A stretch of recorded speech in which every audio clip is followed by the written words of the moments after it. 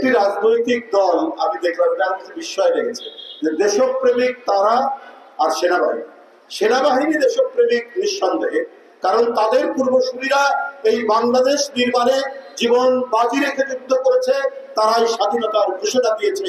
Major Ziaur Rahman অন্যতম একজন সেই সেক্টর কমান্ডার যিনি স্বাধীনতার ঘোষণা দিয়েছেন। আরো মেজররা যারা ছিলেন সেক্টর কমান্ডার সেই সময়, পরে তারা অনেকে জেল হয়েছে, আপনার অনেকেই এর মধ্যে রয়েছে। পরবর্তী পর্যায়ে আমরা দেখেছি জনগণ যখন অত্যাচারিত হয়েছে, সেনাবাহিনী জনগণের পক্ষে অবস্থান নিয়েছে। এমনকি 24-এর যে গণ অভ্যুত্থান, সেখানেও একটি উজ্জ্বল ভূমিকা রেখেছে।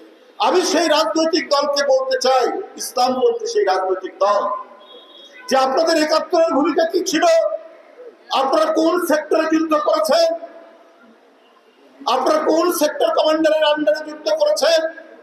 বাংলাদেশে কেউ দেশপ্রেমিক নেই, শুধু একটি রাজনৈতিক দল দেশপ্রেমিক।